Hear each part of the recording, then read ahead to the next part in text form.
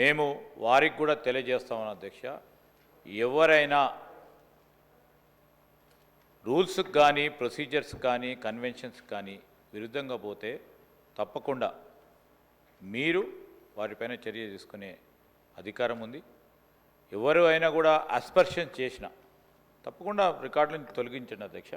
మేము కూడా ఖచ్చితంగా కూడా దానిపైన నిలబడతాం. ఎందుకంటే సభా సాంప్రదాయాలను పాటించాలి, డెమోక్రటిక్ స్పిరిట్తోనే ముందుకు వెళ్తామని నేను గౌరవ సభ్యులు హరీష్ రావు గారికి కూడా తెలియజేస్తాను.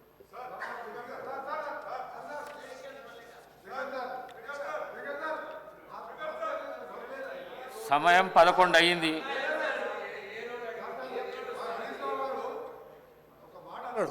దానికి ఒక్కటే సమాధానం చెప్ప ఆయన ప్రతిపక్ష నాయకుడిని మాట్లాడేవాళ్ళని ఈ పిల్లలతో ఏం మాట్లాడతాను సార్?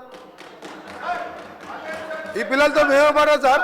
నేను ఒకటే సార్ ఆయన ఒక మాట అన్నాడు, కాళేశ్వరం కమిషన్ హరీష్ రావు అని ఒప్పుకుంటున్నా.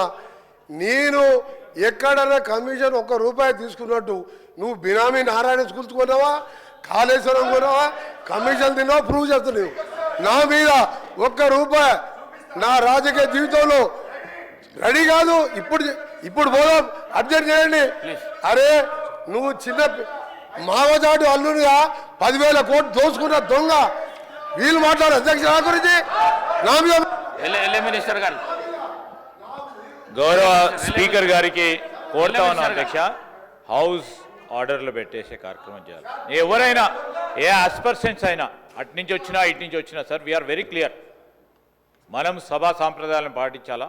డెఫినెట్లీ ఎవరిపైన ఎవరు ఆరోపణలు చేసినా దానికి సంబంధించి మీరు రూల్స్ ప్రకారం ఏ విధంగా మీరు చర్య తీసుకోవాలనో, ఏ విధమైన స్టెప్స్ తీసుకోవాలనో తప్పకుండా చేయండి అధ్యక్ష. We are very clear, we are very open. నేను ఈరోజు సూక్తులు చెప్పడానికి కాదు, చెప్పాను సార్. అది కూడా ఏదైనా తప్పుడే చెప్తామని చెప్తున్నాం కదా.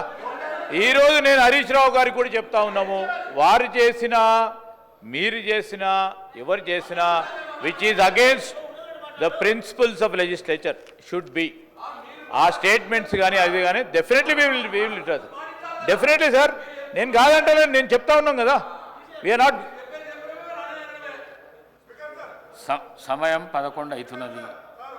ప్రశ్నోత్తరాలలో రెండే క్వశ్చన్స్ అయినాయి. ప్రశ్నకు పరిమితమై ప్రశ్న అడిగితే జవాబుకు పరిమితమై చెప్తేనేమో 10 ప్రశ్నలకు సభ్యులకు న్యాయం చేసినట్లు అవుతుంది. ఈ విధంగా అయితే చేయలేము మేము. దయచేసి కోమటిరెడ్డి వెంకటరెడ్డి గారు మాట్లాడిన